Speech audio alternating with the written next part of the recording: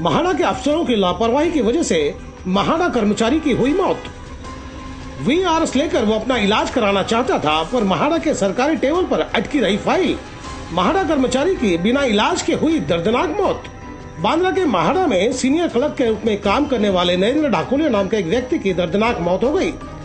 वजह यह थी कि ढाकोलिया की पत्नी बीमार हो गई थी और ढाकोलिया की माली हालत ठीक नहीं होने की वजह से वो अपनी पत्नी का इलाज भी ढंग से नहीं करा पाया, जिसकी वजह से उसकी पत्नी का देहांत हो गया। उसके बाद उसके 3 बच्चे जो मानसिक रूप से कमजोर थे और शिक्षा भी उन्हें पूरी नहीं मिली थी, जिनकी उम्र 22, 24 और 26 साल होने के बावजूद उनकी बुद्धि बच्चों की तरह थी और यही वजह रही कि वह कई सालों तक महाड़ा में काम पर नहीं लौट पाया। अंत में उसने महाड़ा में वीआरएस के लिए अपना फाइल जमा कर दिए, पर सरकारी बाबुओं को अपने ही कर्मचारी के लिए वक्त नहीं मिला। लगभग 2 सालों तक ढाकोलिया का फाइल पता नहीं किस टेबल पर जाकर अटक गया। उसके मेहनत का रुपया नहीं मिला, जिसकी वजह से उसकी हालत और बुरे होते चले गए। घर में राशन नहीं होने की वजह से अपने बच्चों की दशा देख ढाकोलिया खुद टूट चुका था। कमजोरी मुफलिसी में उसका शरीर भी साथ छोड़ गया।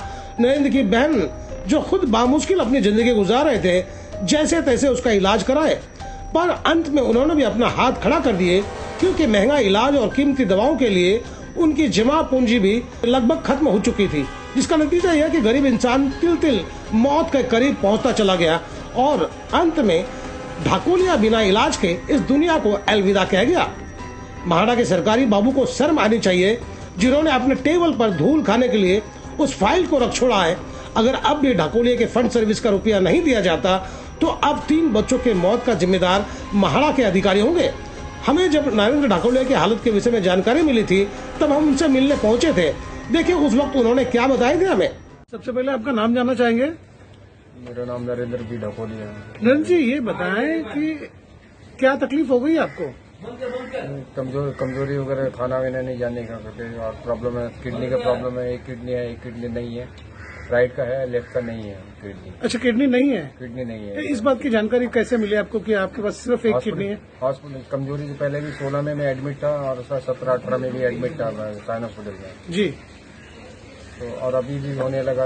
12 तारीख से मेरे को परेशानी होने लगी। ये बताएं कितने बच्चे हैं आपके? 3 बच्चे हैं मेरे। 3 बच्चे हैं। तीनों बच्चे क्या करते हैं? तीनों बच्चे घर पे ही हैं। कुछ काम नहीं करते? कुछ काम धंधा नहीं करते। ज्यादा शिक्षण नहीं हुआ है। अच्छा, शिक्षण नहीं हुआ। क्या वजह रही? घर को प्रॉब्लम करके लंबा पढ़ने का रहने के लिए लंबा रहते हैं करके। अच्छा, परेशानी से नहीं पढ़ पाए जी। ये बताएं, ये जो यूरिन का बैग लगा हुआ है, ये कितने दिन हो गए लगा के? अभी ये 15 तारीख को रात को हॉस्पिटल में लगाया 1 बजे जी, 1:20 को 15 तारीख को। तो अभी आप जो यहाँ पर रुके हुए हैं, किसका घर है? ये आपका घर है? मेरी बहन का घर है। कितने दिनों से बहन के घर पे है? करीब आज 18-19 4-5 दिन हो गए। 5 दिन से हो गए। 5 दिन। वैसे आपका खुद का मकान कहाँ पर है? मेरा खुद का मकान पनवेल में है। पनवेल में। तो अगर सपोज करिए कि आप पनवेल में रहते हैं और वहाँ पर आपके जिस तरह से बच्चे हैं, कोई देखने वाला है कि अगर इत्तेफाकन आपको कुछ हो जाता है? कोई देखने वाला नहीं। कोई देखने वाला नहीं है। मेरे सिवा कोई देखने। मैं आपसे ये जानना चाहता हूँ कि इसके पहले आप ये बताएं कि कहाँ पर काम करते थे? इसके पहले मैं मरीन लाइन में काम करता था 2015 तक। मरीन लाइन में कोई सरकारी दफ्तर था क्या? सी वार्ड C1 C2। ये सरकारी दफ्तर है? C3 C4 sorry. ये बताएं कि ये जो जहाँ पे काम कर रहे थे, शासकीय किसके अंडर आता है ये? माड़ा के अंदर में आता है। मुंबई RR बोर्ड में। अच्छा, मुंबई के अंडर आता है। तो मुझे ये जानना चाहता था आपसे कि आपके पिछले कितने सालों से एब्सेंट है? मैं 2016 से जनवरी महीने के बाद से मैं घर पे हूँ।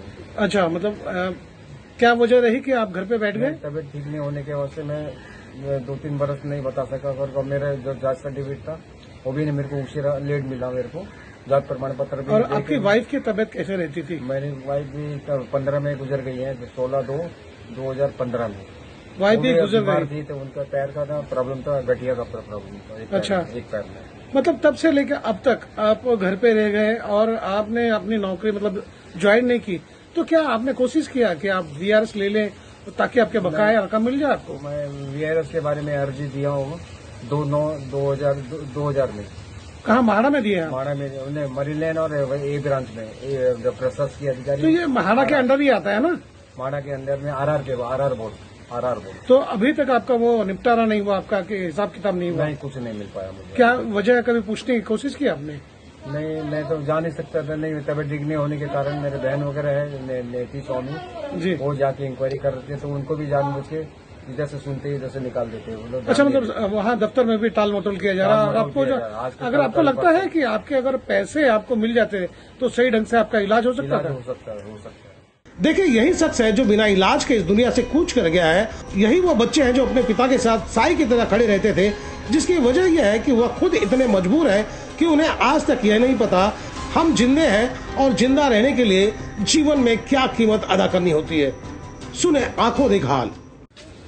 मैं आपको बताना चाहूंगा कि मैं फिलहाल इस वक्त चेंबूर के स्लम में मौजूद हूं और आपको जानकर हैरत होगी कि सरकारी दफ्तर में काम करने वाला एक व्यक्ति लगभग पिछले 10 साल से अपने घर में बैठा है। वजह यह थी कि उसकी पत्नी बीमार थी। उसके बाद वक्त के और हालात ऐसे बदले कि उसके चपेट में वह खुद पिस गया। आपको बताना चाहूंगा कि वो अपनी पत्नी के लिए पहले शुरुआती दौर में घर पे रह गया ताकि उसकी बीवी ठीक हो जाए। बहुत प्रयास करने के बावजूद वह ठीक नहीं हो पाई।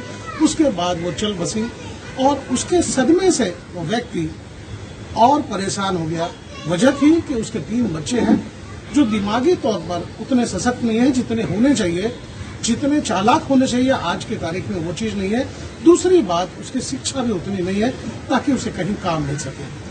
तमाम तकलीफों को देखते हुए वो व्यक्ति आज तक अपने घर पे रह गया और फिर उसने सोचा कि क्यों ना मैं VRS ले लूं, जहां मैं काम करता हूं।